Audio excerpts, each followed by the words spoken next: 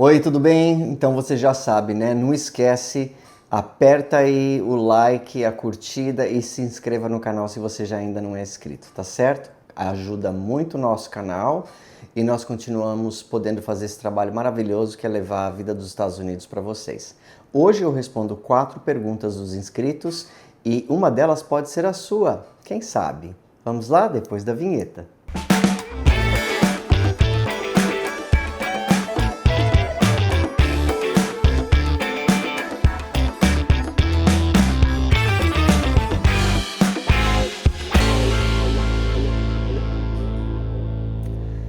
Então, gente, vamos lá. Hoje eu tenho 4 ótimas perguntas para responder para vocês e eu espero que vocês gostem das respostas. Como eu já disse em outros episódios, eu não sei de tudo, eu posso estar enganado, porque às vezes as perguntas são muito além do que eu sei. É lógico que eu pesquiso, eu dou a minha opinião, não é verdade absoluta, mas eu respondo dentro daquilo que eu sei, tá certo? Então, sem muitas demoras, vamos à pergunta número 1, feita pelo Fernando Paiva. Obrigado, Fernando, da sua pergunta. Renato, gostaria de saber por que as médias das notas no segundo grau são bem mais baixas que nos outros níveis e como isso impacta no acesso às universidades consideradas tops de linha. Olha só, Fernando. Essa eu posso responder com um pouco mais de autoridade porque eu fui professor no Brasil por 13 anos. E eu noto essas coisas também aqui nos Estados Unidos. Então, por exemplo, é muito fácil você encontrar uma elementary school de nota alta. É mais difícil você encontrar uma elementary school de nota baixa. Tá? Por quê? Porque a criança, nesta idade, ela gosta da escola. Geralmente, tá? Geralmente ela gosta muito da escola. Ela tem vontade de estudar. Ela gosta dos professores. Ela gosta de sair de casa. Então, assim, o pai manda escovar o dente 2 vezes por dia, a criança não vai. A professora deu uma aula lá, falou sobre escovar o dente e tal. Aí não vence um tubo de pasta de dente da Mônica por dia. Então, assim, existe uma maior interação e uma maior interesse da criança no estudo elementar aqui nos Estados Unidos. Então, elas tiram boas notas, elas se envolvem e aí a escola tem uma nota boa. Quando a criança vai crescendo, isso acontecia no Brasil também. Por exemplo, eu dava aula no Brasil do 6º ano hoje, né, que é a antiga 5ª série, até a 8ª série, que é o 9º ano. E tinha alunos do colegial ou do ensino médio que eram alunos particulares, que eu atendia à tarde, de outras escolas que não era a minha, porque eu não poderia dar aula para alunos da minha própria escola, tinha que dar aula para alunos de outra escola. Então eu notava que depois dos 10 anos, quanto mais o aluno vai chegando na adolescência, né? Aqui qual é o ano da adolescência? Nos Estados Unidos é fácil, porque é teen, né? 11, 12, 13.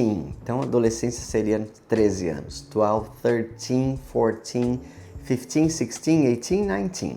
Essa é a adolescência. Teen, são os teens. Teenager, a idade do teen.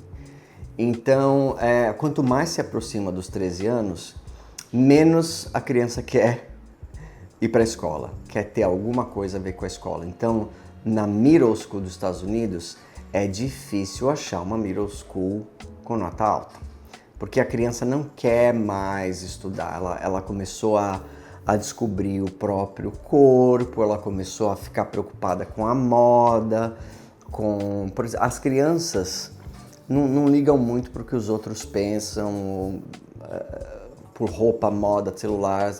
Quando chega nessa época já começa, ainda mais os brasileiros dão muito mais valor do que isso, né? É a calça, é a bolsa, é o tênis, é isso. Então, elas são bombardeadas por muitas coisas e aí a interesse na escola começa a diminuir.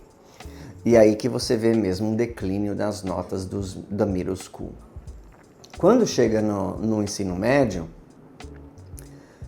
aí realmente aqui nos Estados Unidos, a criança, o adolescente, ele começa até a dirigir, né? Ele pode dirigir. E aí a gente tem carro.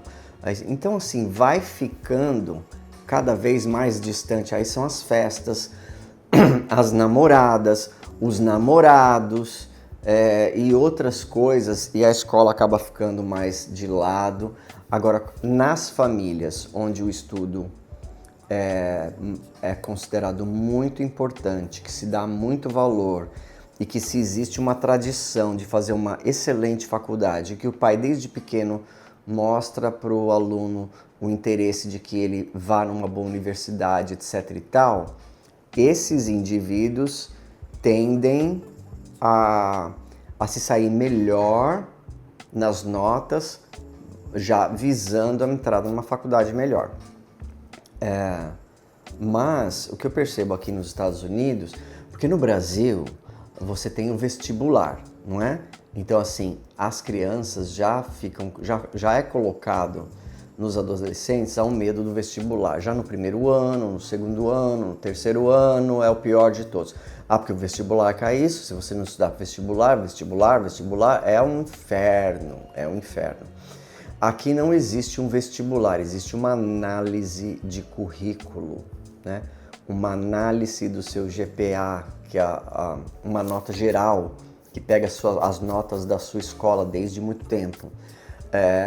Eles olham se o aluno se envolveu com um trabalho voluntário, se o aluno se envolveu com projetos extracurriculares, se dentro desses projetos extracurriculares dentro da escola ele assumiu uma posição administrativa, uma posição de líder, ele organizou eventos. Então assim, uns alunos que têm essa dinâmica e essa liderança vão ser os que serão escolhidos para as melhores universidades. Mas não é só isso, né? Porque as vagas nas melhores universidades são pouquíssimas. Eu não sei se você lembra que há um tempo atrás, artistas e pessoas famosas foram acusadas de pagar para reitores e pessoas da faculdade para colocar os filhos dela lá, porque só o currículo não estava adiantando. E aí deu até julgamento e as pessoas tiveram que fazer trabalhos, não é trabalho voluntário, como é que chama? Trabalhos comunitários, os pais tiveram que fazer trabalhos comunitários para poder pagar essa dívida com a sociedade de ter burlado as regras. Seria mais ou menos isso, certo? Outra coisa, se o aluno ele pratica esportes e ele é muito bom em tênis, em futebol, em beisebol, em natação e tal, pode ser que a faculdade também tenha interesse para que ele represente a faculdade em competições nacionais e internacionais. Então é tudo isso que leva em conta. Não é só a nota da escola, tá bom? Não é só a nota. E não é uma prova que a pessoa faz e entra. Porque, por exemplo, eu fiz faculdade pública no Brasil, eu lembro que quando eu entrei na faculdade, o vestibular que eu prestei era, eu acho que 70 e alguma coisa para 1. Ou seja, você faz a prova, você tem que ser melhor do que 70 e não sei quantos para você entrar. Então, a cada 75 pessoas que fazem a prova, uma só entra. Então é só baseado na nota, não tem histórico de nada. Então você entra numa faculdade como essa, eles são um filtro terrível, né? Ninguém ali, não vou dizer a palavra burro porque eu acho muito forte, pejorativa, não tem ninguém assim com limitações. São pessoas que estudam, são pessoas que sabem aprender, sabem estudar, são inteligentes e que se saem bem em exames, certo? Todos que entraram. Mas mesmo dentro da sala de aula você vê problemas com os alunos, né? Problemas de brigas, problemas de a pessoa não sabe trabalhar em grupo, não sabe ter liderança. Então ela foi bem na nota, mas não tem outras qualidades que seriam necessárias para fazê-la ser merecedora de estudar numa faculdade como esta, tá certo? No Brasil, o que eu acho que é a pior coisa, que é o grande fim da picada, são as universidades públicas serem as melhores, eu nem sei se são mais hoje, tá? Mas 20, 25 anos atrás, as universidades que são as melhores e que você não paga por elas, quem estuda lá poderia pagar as mensalidades, né? Ela só entra lá quem pode pagar, né? Porque as pessoas que não podem pagar, elas acabam não conseguindo passar no vestibular e não tendo acesso a esse estudo de graça. Aqui nos Estados Unidos não existe estudo de graça. Todas as faculdades públicas são pagas. Alguém tem que pagar para aquele aluno estudar. Se ele ganhar uma bolsa de 100%, alguém está pagando aquela bolsa. Doações de milionários, doações de instituições, alguém paga para aquele aluno estudar. Ou ele pega um crédito estudantil ou o pai paga. Tá? Mas só dinheiro e só inteligência e só nota alta não garante uma vaga numa faculdade, nas faculdades excelentes aqui dos Estados Unidos. Tá bom? Eu espero que eu tenha respondido a sua pergunta. Tá bom, Fernando? Muito obrigado. A segunda pergunta foi feita pela Silvia.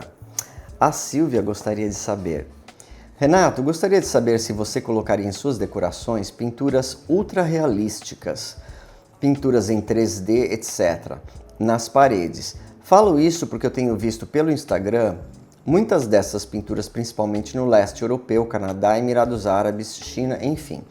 Artistas muito talentosos expressando sua arte para decorar paredes.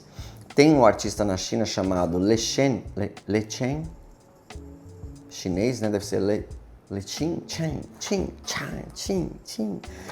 que faz imagens impressionantes com qualquer tema. Olha só, Silvia, eu tento sempre nos meus projetos de design, nos meus projetos de decoração, fazer uma coisa o mais atemporal possível, porque se gasta muito dinheiro para decorar uma casa. E eu percebi ao longo dos anos, principalmente depois que eu comecei a trabalhar com isso aqui há uns 15 anos, que as pessoas enjoam das coisas da moda, entendeu? Eu realmente não vi nenhuma dessas artes que você falou. Eu vou pesquisar porque agora eu fiquei curioso. Mas eu colocaria? Não sei, talvez se o cliente me pedisse, gostasse, eu colocaria. Uma coisa, mas assim, eu tenho muito medo da moda, tá? Porque eu no começo da carreira aqui também caí numa dessas. Aqui nós já tivemos a moda da cozinha branca. Só tinha cozinha branca para tudo quanto é lugar. Mas branca sim, gabinete branco, backsplash branco, tampões, bancadas brancas, pia branca, banco branco, parede branca, teto branco, fogão branco, geladeira branca. Então assim, foi uma moda. Hoje é considerado um laboratório, né? Ninguém mais quer. Então quem fez, tem que pintar tudo, trocar os eletrodomésticos, etc e tal. Outra coisa que foi até um erro que eu cometi, começou aquela moda daqueles azulejos marroquinos e aqueles azulejos estampados e tal. E eu fiz vários banheiros assim, hoje eu não aguento nem olhar para eles. Neste momento atual que nós estamos falando, se você olha muito o Instagram, você vai ver esses papéis de parede que são temas de paisagens, né? Com campos e árvores e não sei o que, tá todo mundo colocando. Então isso aí vai passar muito rápido, entendeu? O problema é chegar num ponto que vira cafona e aí você vai ter que tirar aquilo ali, jogar aquilo fora. Eu estava olhando no YouTube, tem uma empresa, estava olhando o design de uma mulher que a casa dela pegou fogo lá na Califórnia. Ela é interior designer e ela tinha feito uma casa e a casa pegou fogo num daqueles incêndios da Califórnia e ela teve que reconstruir a casa inteira do zero. E ela comprou um papel de paredes para a sala de jantar dela que é feito à mão na China, né? É pintado à mão na China. Então assim, é o preço de um carro, um negócio desse. E é nesse tema assim de paisagem, de campos, de árvores, de pássaros, entendeu? Então, assim, tá muito na moda. Então, você gastar um papel desse é para você ficar com ele uma década e se você tiver dinheiro para rasgar, né? Se tiver dinheiro para falar, eu não gosto mais, arranca tudo e compra outro. Como a maioria das pessoas não é desse jeito, não é que assim, não é desse jeito porque isso é um jeito errado, não tem este tipo de dinheiro, tá? É isso que eu tô querendo te dizer. Porque, por exemplo, você pode comprar uma mesa que é um casamento. Eu paguei $25 mil nessa mesa. Se você não tem muito dinheiro e você teve que juntar para comprar essa mesa tal, essa mesa é um casamento. Você vai ter que ficar com ela, você não vai ter coragem de dar ela para ninguém. E a hora que você enjoar dela, você tem que engolir, porque custou uma fortuna. Agora, 25 mil para uma pessoa que ganha 200 mil por ano é uma coisa, 25 para uma pessoa que ganha 1 milhão por ano é outra coisa, 25 para quem ganha 100 milhões no ano é quase nada, entendeu? Então o quanto que a pessoa tem que ela pode depois trocar. Porque quando você está numa casa, você sempre evolui. Antigamente, eu tenho uma tia que ela tem o mesmo sofá há 40 anos. Né? Hoje não se faz mais isso. Depois de um tempo a pessoa troca, ela enjoa, ela muda, ela pinta as paredes. As pessoas fazem mais isso hoje que não se fazia antigamente. Então eu tenho medo de, às vezes, entrar numa onda dessa, como eu já entrei, e depois não gostar e achar que não ficou bom e que vai ter que trocar. Né? Então, assim, eu procuro sempre fazer algumas coisas assim que são bem atemporais ou que, se não forem, não é nada permanente. É um quadro bem antigo, aquela moldura bem tradicional, mas aí eu não gosto mais, eu vendo ele coloco mais contemporâneo. Então, assim, eu não gosto dessas modas, sabe? Eu quero fazer um negócio único, mas que daqui 10 anos o cliente vai entrar naquele banheiro e vai falar assim, nossa, que banheiro lindo, que nem eu entrei naquelas casas de Newport. Entrei em alguns banheiros e falei, nossa, que lindo. Ainda era lindo, depois de 120 anos. Entrei em alguns quartos, vi alguns papéis de paredes, ainda é lindo depois de 120 anos. Então é isso que eu quero fazer, alguma coisa que seja bonito e agradável por muito tempo. Olha só o exemplo da minha casa. Vai lá no começo do canal e vê o vídeo da minha casa. Tava aquela moda daquele sofá de couro caramelo e eu fui lá e comprei um. Né? Eu não aguento mais olhar para aquele negócio laranja dentro da minha sala. Né? Para alguém que vai ganhar o meu sofá vai ficar super contente, porque ele é lindo, mas porque ele é de uma cor muito única, é um certo número de anos que você aguenta ele, depois você não aguenta mais. É lógico, se eu fosse fazer um ambiente para um cliente, eu falasse, quer meu sofá? Ele fala, quero, e eu faço de novo, vai ficar lindíssimo. Mas eu que estou lá com ele 7 anos, já cansei. Se ele fosse uma coisa um pouco mais neutra, ele estava lá meio que despercebido. Entendeu? É isso mais ou menos que eu estou querendo dizer. Se é muito diferente e se é uma moda, talvez essa moda vai passar. Então é o quanto de dinheiro você está disposto a gastar naquilo que talvez no futuro você tenha que trocar. Mas eu não sou fechado a novas tendências e essas coisas. Tanto que essas cozinhas inspiradas na Inglaterra, tá? Isso me agrada muito. Eu não sei se isso vai ser uma moda ou se vai continuar sempre sendo uma cozinha europeia, sofisticada. Tá bom? Obrigado, Silvia, da sua pergunta. Vamos para a pergunta número 3. Tcharam! Pergunta feita pela Márcia Nascimento. Renato, o que você acha cafona como designer de casas? Por exemplo, alguma mistura de cor ou móveis em que a casa perde a referência de casa e vira museu? São gostos pessoais que para um decorador pode ser difícil de trabalhar.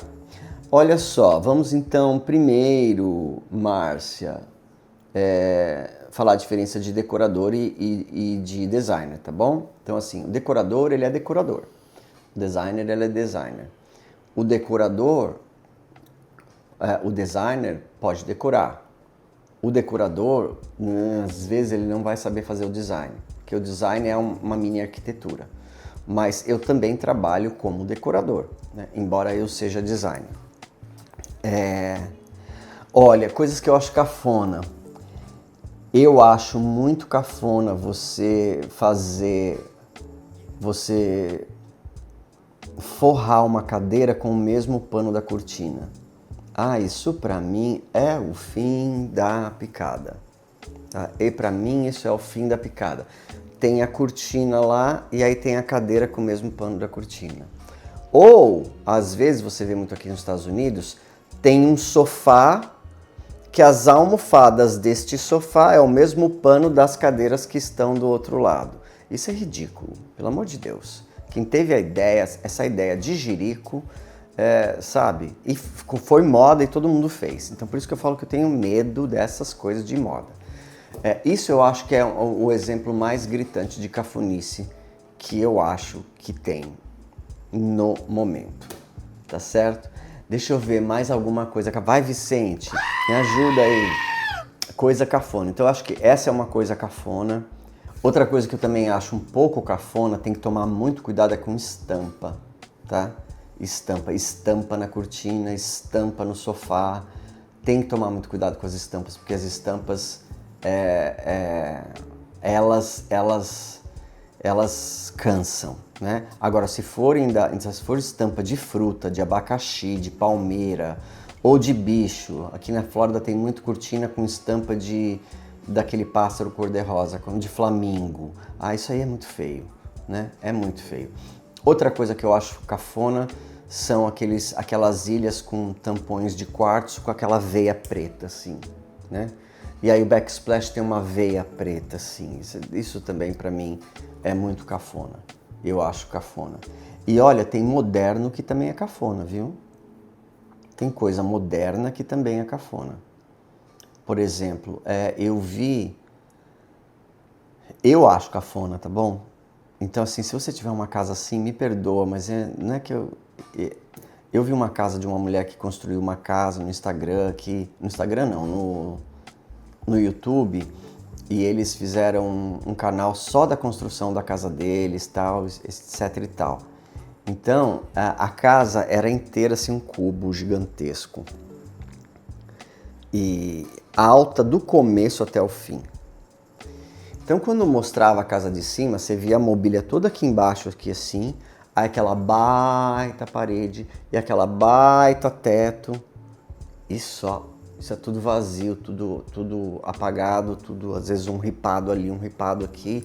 A cozinha moderna, mas ficou assim, ficou super desproporcional, entendeu? Isso é muito cafona. É um cafona no sentido de que não tem necessidade de fazer um teto alto desse. O teto alto é para causar impressão e deslumbramento no visitante, porque ele não é confortável de se viver dentro dele, tá? É lógico, um tetinho baixinho numa cozinha vai incomodar, né? Um teto de 10 metros numa cozinha, né? Você fica olhando para aquilo lá pro alto assim, e tudo aqui embaixo, né? Aí o gabinete acaba ali, para cima fica uma parede gigantesca. Então, isso também eu acho muito cafona. É uma maneira de impressionar que não tem funcionalidade nenhuma. E aí acaba ficando aquele vazio e a pessoa não tem dinheiro para forrar tudo aquilo e não tem muito também o que fazer. Então, assim, eu acho que são essas coisas aí. E quando você falou aqui, móveis que a casa perde a referência e vira museu, então, assim, se você vai numa casa, a casa da minha vizinha, que ela é inglesa e ela decorou e reformou a casa dela todinha em 1984 e tá do mesmo jeito hoje. Então é a casa da avó, né?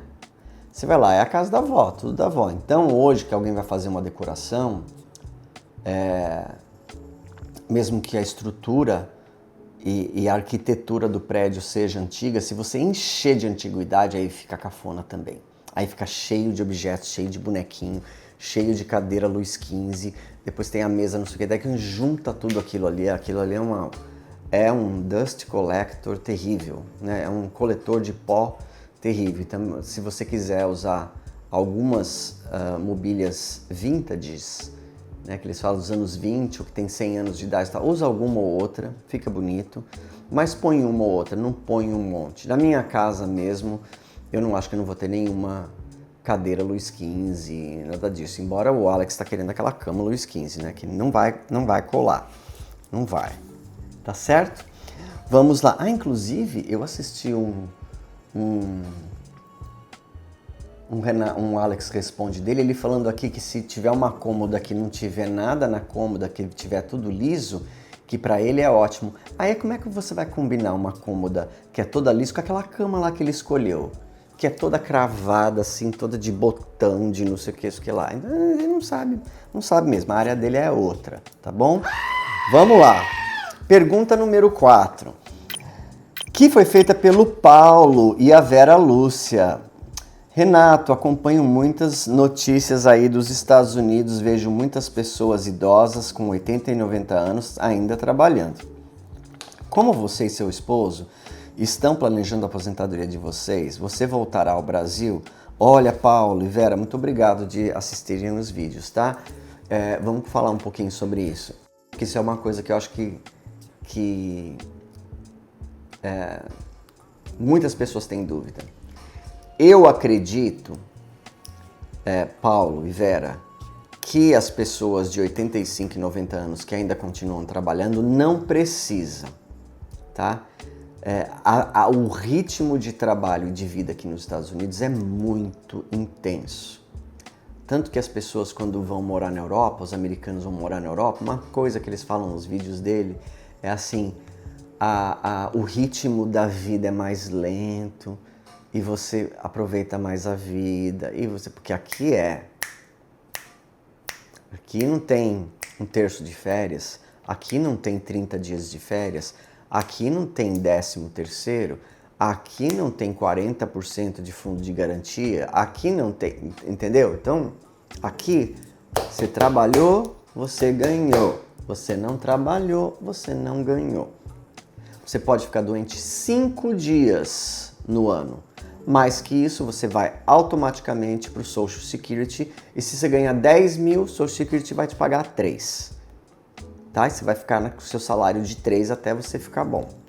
E aí, se você for um negócio permanente, você se aposenta, etc e tal. Então, eu acho que depois, quando chega a aposentadoria, essas pessoas que se veem em casa, elas não aguentam. Tá? Elas querem fazer alguma coisa, elas querem ser ativas, elas querem sair na rua, elas querem continuar dirigindo. E elas pegam esses trabalhos de meio período. Você vai na loja de material de construção, tá cheio de vendedor de cabelinho branco. E aqueles senhores, você percebe, por exemplo, você pega um jovem lá, ele tá assim, ó, o telefone dele assim, ó. E você, ok, na ilha lá, número tal. Aí você pega um senhor, o senhor fala assim, tá, você tá querendo o quê? É pra quê?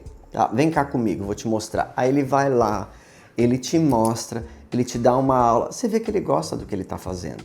Ele tá ativo, ele tá andando, ele anda pra lá, ele anda pra cá, ele sobe, ele entra no carro dele e tal, depois ele tem que acordar, ele tem que tomar banho, tem que sair de casa e tal, e vive mais quem faz isso, tá? Vive mais quem faz isso. Então, pela minha percepção, eu vejo que esses americanos que estão trabalhando aos 85 e 90 anos, que são classe média e pobre, ricos não fazem isso, tá?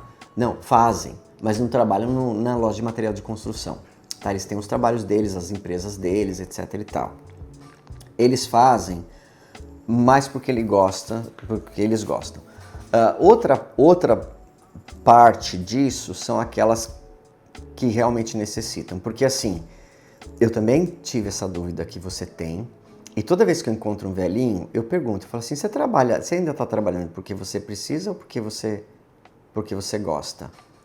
9 de 10 falou para mim, porque eu não consigo ficar em casa, eu não preciso, eu gosto, eu quero continuar trabalhando. 9 de 10, então é essa a impressão. Eu já perguntei para mais de 30, tá? Porque eu também sempre tive essa dúvida, você vê velhinhas de cabelo branco dirigindo um ônibus escolar. E é isso que eles respondem. Aí tem aquela porcentagem da pessoa que precisa, que ela nunca juntou, ela nunca, e assim, a aposentadoria aqui nos Estados Unidos é baixa. Se você, por exemplo, não contribuiu, e se você sonegou, você ganhou bastante dinheiro, mas não falou que ganhava só 25, você ia aposentar com $400 por mês, com $500 por mês. Né? E tem tem um certo teto também. Agora, a segunda parte da sua pergunta é: como você e seu esposo estão se planejando para a aposentadoria de vocês? Boa pergunta. Esta é uma pergunta que eu não pensava até um tempo atrás. Quando eu fiz 50 anos, 10 anos que eu morava aqui, quando eu fiz 50 anos, eu falei, putz, 50 anos, né? 50 anos. Eu preciso começar a pensar nisso. E nós tentamos um negócio, nós tentamos outro, e nós tentamos outro, tá? Para começar a construir um portfólio. Porque, para falar a verdade, eu e o Alex juntos, porque você, quando declara imposto de renda juntos, vocês ganham uma aposentadoria juntos. Eu e o Alex juntos vamos receber por volta de $3.000 mensais quando estivermos aposentados. Se fosse hoje, se nós não tivéssemos, se a casa estivesse quitada, os carros estivessem quitados e nós tivéssemos, e quando você está aposentado, você entra para um plano de saúde do governo que se chama Medicare, que você paga cento e pouco por mês, para o resto da vida. Então, é irrisório. Aí, para pagar água, luz, comida, telefone celular, gasolina, IPTU e seguro do imóvel, esses 3.000 se enxugar dá, mas quase que não dá, tá? Dá, mas quase que não dá. Ah, vende a sua casa enorme e vai para um apartamento. Eu gasto mais morando num apartamento do que morando na minha casa. Porque os condomínios dos apartamentos estão por volta de $600, $600 por ano, por mês, né? Então 6 vezes 10, 60, 7.200 por ano. Eu não gasto 7.200 no ano em manutenção da minha casa. E nem vou gastar no futuro, quando eu puder fazer a maioria das coisas eu mesmo. Ah, mas e o IPTU? Ah, o IPTU do apartamento também ia ser o IPTU, entendeu? Uma vez que a residência primária, que o IPTU congela e agora vai ficar mais barato o IPTU, é mais barato para eu morar na minha casa, se ela estiver quitada, do que eu morar num apartamento. E um apartamento de laje de concreto com estacionamento subterrâneo é 1.200, 1.500, aí vai para 15.000 por ano de condomínio. Então compensa mais eu ficar na minha casa. Então quase que não dá. Então sempre o americano pensa numa outra fonte de renda. Eu não quero, quer dizer, eu não quero trabalhar até os 85, mas eu não consigo ficar sem trabalhar. Eu não consigo. Na idade de 65 anos, eu já estou com 57. Então, daqui a 8 anos, eu vou aplicar para aposentadoria e eu vou começar a receber meu cheque da aposentadoria. Eu vou estar trabalhando nesse ritmo? Não.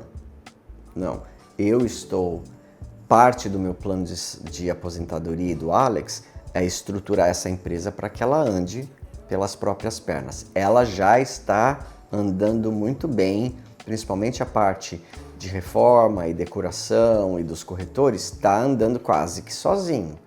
A gente pode se dar o luxo de sair por uma semana e as coisas não explodem, porque tem as pessoas certas, os pilares da empresa que estão fazendo.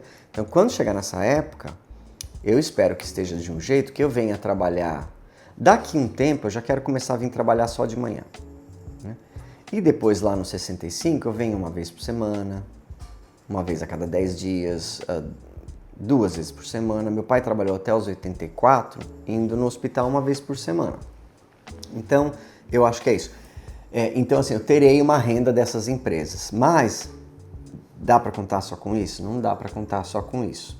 Então, eu vou te contar uma coisa. Na semana passada, nós visitamos um financial advisor, né? Como é que é isso em português, Dani?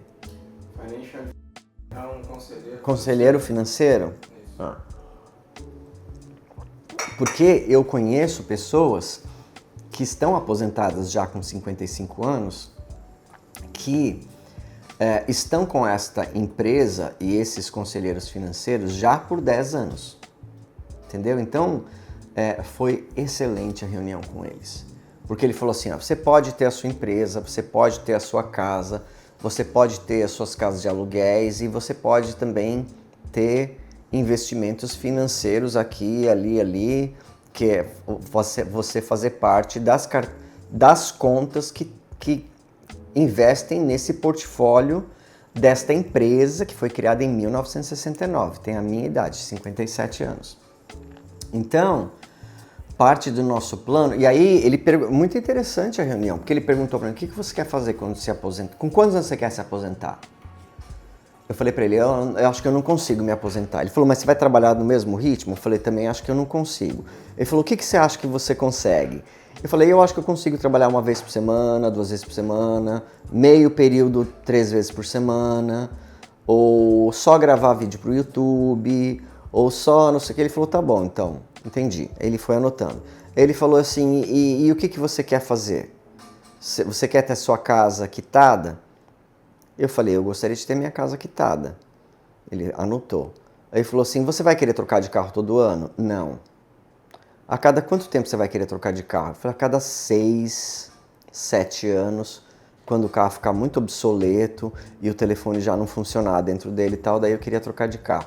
Qual mais ou menos que vai ser o carro que você quer? Eu falei, agora que eu não vou trabalhar mesmo e não vou passar horas e horas e horas e horas e horas dentro de um carro, vai ser um carro para ir no supermercado, para ir no médico, para ir no trabalho. Não vou estar mais atendendo, levando o cliente ver casa, etc e tal. Eu falei assim, um carro de mais ou menos uns 50 mil. Ele tá bom, ele anotou. Fez as mesmas perguntas pro Alex. Ele falou, você vai querer ter uma segunda casa? Eu falei, é um sonho meu ter uma segunda casa. Ele falou, onde é a segunda casa? Na praia? Eu falei, antigamente era na praia. Hoje eu não suporto muito calor e eu também não posso tomar muito sol. E o Alex já teve câncer de pele, então ele não pode tomar sol. Então não vai ser a casa na praia. Ele falou, seria nas montanhas? Eu falei, uma casa nas montanhas. Eu gostaria de ter uma casa nas montanhas. Quanto custaria essa casa nas montanhas? Uns 500 mil. Anotou. Aí ele falou, e viagens? Quantas vezes vocês querem viajar? Aí ele foi escrevendo tudo isso. E ele falou assim, daqui uns 10 dias eu vou montar um plano para vocês. Ele falou, e quanto você gostaria de ter por mês? Aí eu falei assim, olha, se minha casa estiver quitada, eu queria ter assim uns 7 mil, 8 mil por mês, 10 mil por mês seria bom. Aí ele falou, tá bom.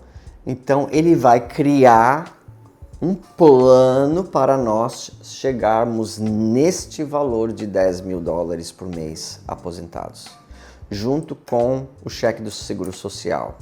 Quanto que nós vamos ter que, por ano, em 8 anos, juntar e depositar e aonde que esse dinheiro vai. E ele vai ajudar a gente a fazer. E como eu conheço 3 pessoas que começaram a fazer isso com eles há 10 anos, que acho que não se diz mais há 10 anos atrás, né? Que é pleonasmo. Então, como começaram a fazer isso há 10 anos e que hoje estão aposentados, viajando o ano inteiro, que eu tenho uma conhecida minha que fez isso com eles e ela está no Japão, depois ela está na Austrália, depois ela está na Europa, depois ela está não sei aonde, depois ela foi para a China, depois foi para o Brasil. E eu também não quero uma vida desse jeito não, porque eu amo a minha casa, eu quero ficar na minha casa, eu quero viajar 1 ou 2 vezes por ano. Então, assim, nós vamos fazer esse plano financeiro com esse conselheiro financeiro, tomando muito cuidado, porque eu já levei vários tombos aqui nos Estados Unidos, e aí nós vamos, e assim, esse é o plano A, eu vou ter o plano B, eu vou ter o plano C, tá? Eu não vou ter um plano só, tá? Assim, e o último plano vai ser vender tudo e viver com o dinheiro da aposentadoria, né? Numa casinha assim, sem HOA, com IPTU baratinho, num lugar, numa cidade do interior, entendeu? E assim, o dinheiro no banco.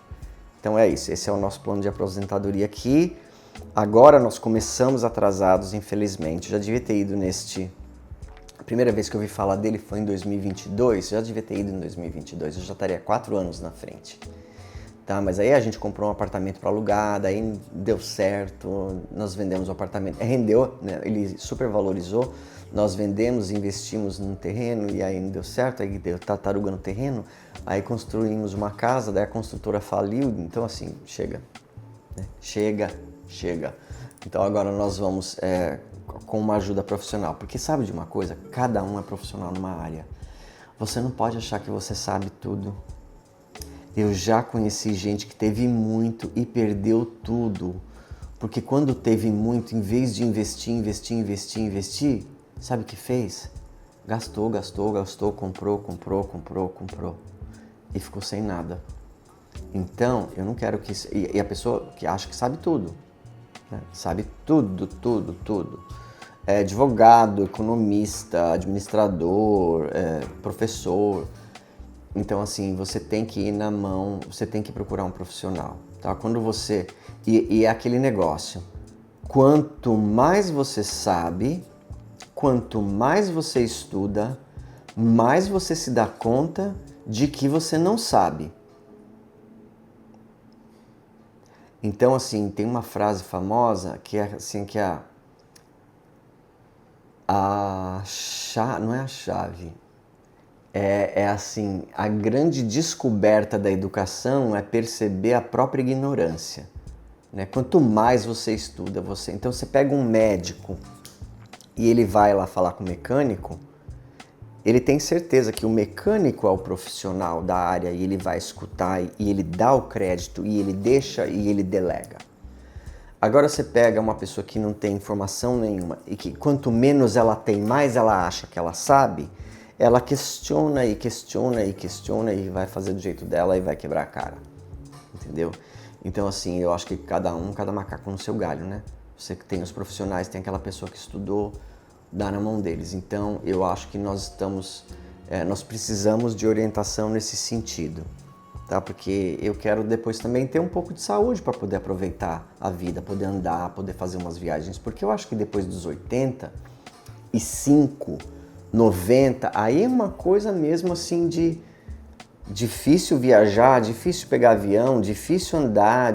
Lá na Alemanha, por exemplo, tinha nada.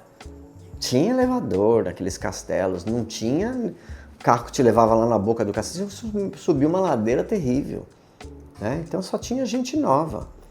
Chegava no castelo, tinha que subir 5 andares sem parar, porque tinha uma multidão atrás de você que não ia parar. Então chega uma certa idade que daí é mesmo ficar em casa e relaxar e esperar para a próxima etapa da sua existência, tá bom? Muito obrigado. Excelentes perguntas, gostei muito de responder. Vejo vocês na quinta-feira às 18 horas do Brasil. Não se esquece, aperta o like aí, dá uma curtida e se inscreve no canal. Se você não é inscrito, eu vou adorar ter você na nossa família, que já é 47 mil pessoas, para minha surpresa, tá bom? Uma ótima semana para você. Vai dormir cedo, acorda cedo, trabalha, faça um bom trabalho. Se não está contente com o seu trabalho, já começa a procurar já começa a aumentar as suas qualidades, o seu conhecimento técnico para você estar capaz de pegar um emprego melhor num outro lugar e seja positivo, porque quem reclama, só coisa negativa acontece na vida dessa pessoa, né? Seja positivo e olhe para frente e aproveite a vida, porque o mundo é muito lindo, tá bom? Um grande abraço. Até a próxima vez.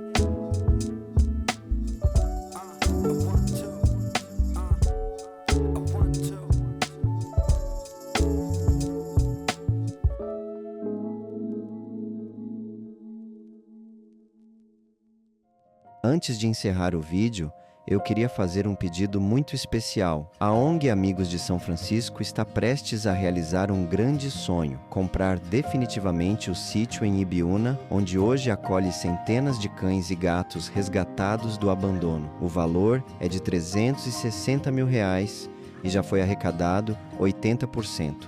Agora falta apenas 20% para que esse lar seja realmente deles. Desde 2012, a ONG já transformou a vida de mais de 2.000 animais. Muitos foram adotados, mas outros, especialmente os mais velhinhos, provavelmente passarão o resto da vida no abrigo. E é justamente por eles que essa conquista é tão importante. Se o sítio não for comprado, todos correm o risco de perder o único lar que têm. Por isso, eu peço a sua ajuda. Não importa o valor, qualquer contribuição faz diferença. A sua doação pode significar dignidade, segurança e amor até o último dia de cada um desses animais. Vamos juntos unir forças e transformar esse sonho em realidade.